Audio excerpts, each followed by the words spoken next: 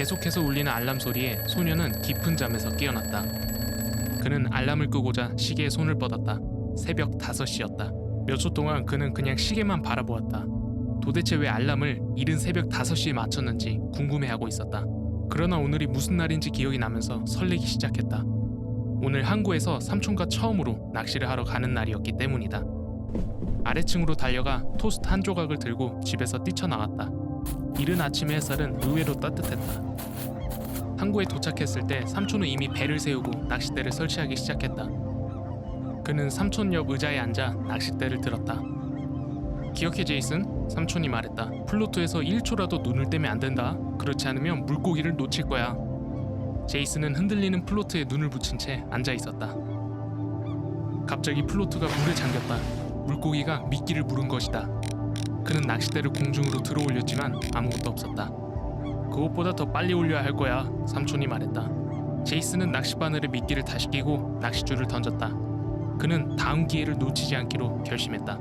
그는 몇 시간 동안 앉아서 흔들리는 플로트만 응시하고 있었다. 그는 쓰레기조차 잡기 힘들겠다는 생각을 하며 포기할 때쯤 플로트가 물 밑으로 급격히 내려갔다. 그는 재빨리 낚싯대를 잡았다. 좋았어. 이번에는 확실히 뭔가 있었다.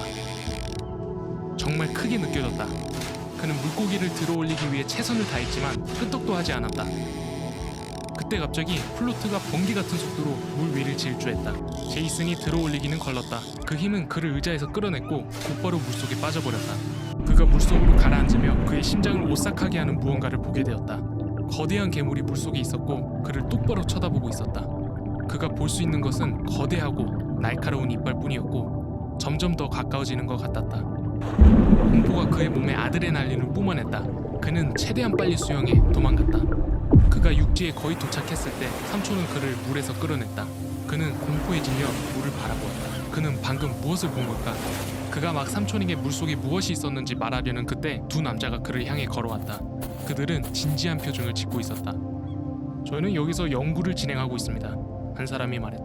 물속에서 뭔가를 봤나요? 제이슨은 고개를 끄덕였다. 감염이 된 것 같군요. 다른 사람이 이야기했다. 진정제를 투여해야 합니다.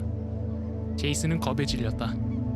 그가 그들에게 감염되었다는 게 무슨 말인지 물어보려고 할 때 주사 바늘이 느껴지기 시작했다. 갑자기 졸려 눈을 감았다. SCP 익스포스드에 다시 오신 것을 환영합니다. 오늘은 유클리드 등급의 실험체인 물속의 공포 SCP-1128을 소개하겠습니다. 하지만 계속 진행하기 전에 저희 채널에 구독하시고 더 이상 소름 끼치는 SCP의 이야기를 놓치지 마세요. SCP-1128의 존재의 구술, 서면서술 또는 시각적 묘사를 통해 그 존재의 외모에 대한 정보가 주어진 이에게 거대한 수중 포식자로 나타나는 실험체입니다. SCP-1128에 감염된 사람은 처음에는 비정상적인 행동을 나타내지 않습니다.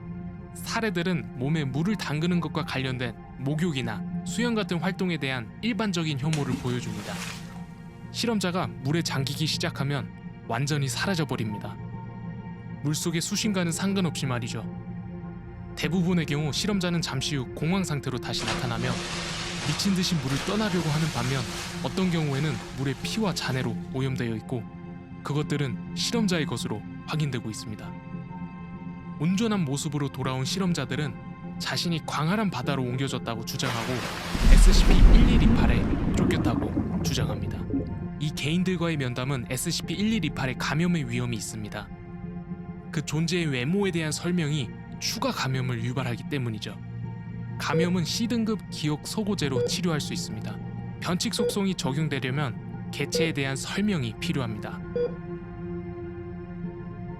SCP-1128의 모습에 대한 서면 설명이나 이미지 또는 실험체의 영상이 재단 외부에서 발견되면 파괴될 것이고 C등급 기억 소고제로 치료받은 사람들은 SCP-1128에 감염된 사람들과 떨어져 관리되어야 합니다. D1732와 관련된 실험으로 SCP-1128에 감염된 실험자들을 C등급 기억 소고제 치료 없이 반복적으로 만나게 했습니다. 결과는 몸이 들어갈 만한 양이 물이 아닌 곳에서도 실험체를 볼 수 있었습니다. D1732는 시간이 지남에 따라 점차 발전하면서 이 효과는 더욱 극심해졌습니다. 물에 대한 공포가 생기기 시작했고 거의 모든 외부에서 실험체를 본다고 주장했습니다. D1732가 실험체에 노출된 지 며칠 후 D1732는 잔에 담긴 물에 빨려 들어갔습니다. 사건에서 발견된 시신은 없었습니다. 사건을 목격한 직원은 SCP-1128에 감염된 것으로 밝혀져 C등급 기억소고제로 치료를 받았습니다. 격리 절차는 이 사건에 대한 영상과 설명을 포함하도록 업데이트되었습니다. D등급의 장기간 격리에 관한 실험 또한 종료되었죠. 실험자의 외관에 대한 서면 설명은 다음 기간 동안 현장에 보관되었습니다. 실험 목적으로만 사용되며 D등급 외의 다른 사람들은 읽을 수 없습니다. 만약 노출된 경우 직원은 C등급 기억 소고제 치료를 위해 즉시 보고해야 합니다. SCP-1128 실험에 사용된 D등급에 부착된 추적 장치는 물에 잠긴 대상이 바다로 이송된 것을 나타내며 그 위치는 재단 고위 인원만 알고 있습니다.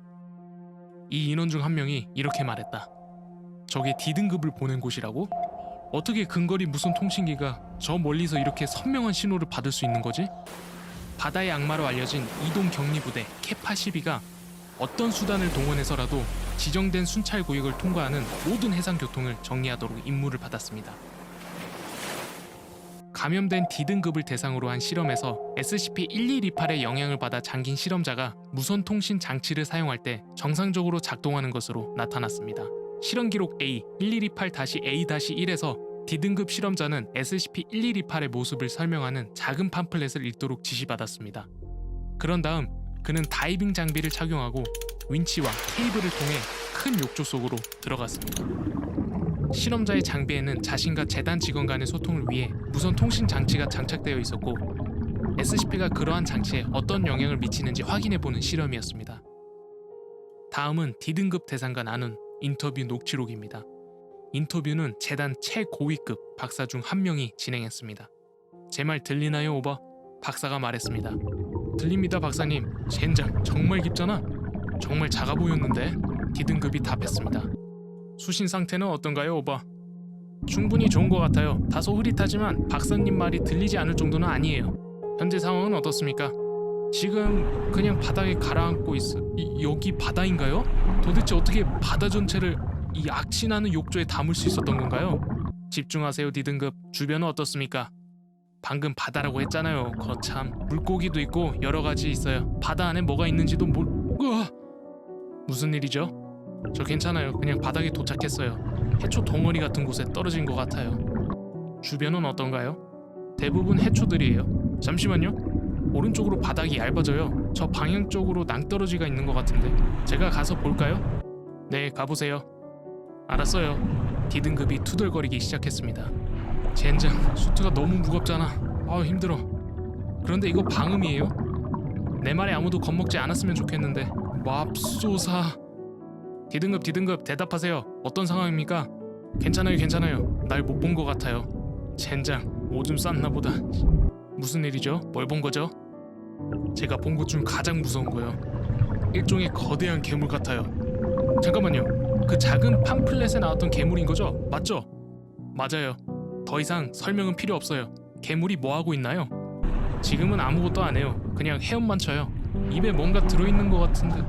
저게 고래야? 이럴 수가. 고래를 먹고 있어요. 맙소사. 저 이빨 좀 봐.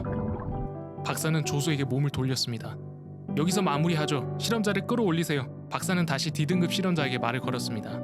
협력해주셔서 감사합니다. 지금 꺼내드릴게요. 괴물이 고래를 삼켰어요. 꿈에 나올 것 같은데. 잠깐만요. 괴물이 멈췄어요. 절 보는 것 같아요. 맙소사. 날 쳐다보고 있어요. 이쪽으로 향하고 있어요. 안돼. 도와주세요. 당장 끌어내요. 당장. D등급 실험자는 공포에 사로잡혔습니다. 재단은 그의 횡설수설을 해독할 수 없었습니다. 직원은 D등급 대상을 수면으로 끌어올리기 위해 윈치를 작동시켰습니다. 케이블이 전속력으로 돌고 있었고 윈치가 어느 순간 작동을 멈췄습니다.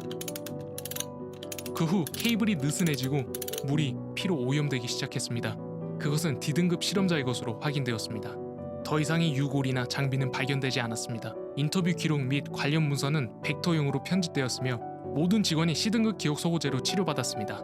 실험 기록 1128-A-2에서 감염된 D등급 실험자는 스쿠버 장비를 갖추고 내려갈 준비를 했습니다. 그는 상어표준 보호 케이지에 배치되었고 물속으로 내려졌습니다.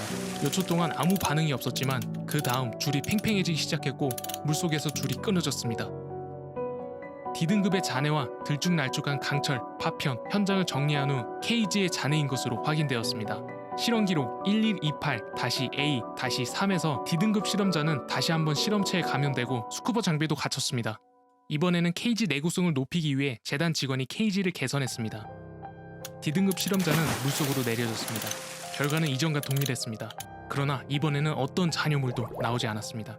실험 몇 시간 후 MCF 바다의 악마는 손상되지 않은 상어 케이지를 발견했다고 보고했습니다. 순찰 구역의 수면 아래로 떠다니고 있었죠. 케이지를 조사했으며 실험 1128-A-3에서 사용된 케이지와 일치하는 것으로 확인되었습니다. 케이지는 손상되지 않았지만 인간의 DNA와 불확실한 기원의 배설물의 흔적이 남아 있었습니다. D등급의 유해는 더 이상 발견되지 않았습니다. 실험 기록 1128-A-4에서 감염된 D등급 실험자는 잠수 장비를 착용했으며 절대적인 실험체에 대항하기 위한 무기로 무장했습니다. 이전 실험과 달리 실험자는 그의 헬멧에 라이브 피드 비디오 카메라도 장착했습니다. 비디오 피드에 따르면 이 무기는 SCP-1128에 대한 효과가 없었으며 SCP-1128에 상당한 해를 입히거나 쫓아내기보다는 화를 돋구는 것으로 나타났습니다. D등급이 삼켜진과 동시에 영상 피드가 종료되었습니다. 관련 직원은 영상 피드를 녹음한 후 기억 소고 치료를 받았습니다. 실험 기록 1128-A-5에서 감염된 D등급 실험자는 보호장비와 보호복, 비디오 피드, 그리고 실험체를 테스트하기 위해 물 이외의 액체인 우유통으로 내려졌습니다. 이 물질은 밀도가 낮아 야외에서 걷는 것과 유사한 자유로운 움직임을 허용하기 위해 선택되었습니다. 그 결과 D등급 실험자는 사고 없이 돌아왔습니다. 액체는 더 이상 SCP-1128의 효과를 유발하지 않았습니다. 실험체에 대한 실험을 담당하는 재단의 박사는 다음과 같은 보고를 했습니다. 좋아요. 그럼 물 이외의 액체에서는 안전할 수 있겠지만 이국적인 화학 물질에 몸을 담그고 마시려는 의도가 아니라면 별로 도움이 되지 않을 겁니다. 당신이 그 방법을 시도하면 당신이 살 날은 점점 짧아질 테니까요. 이번 SCP는 어땠나요? 아래 댓글에 여러분의 의견을 알려주세요.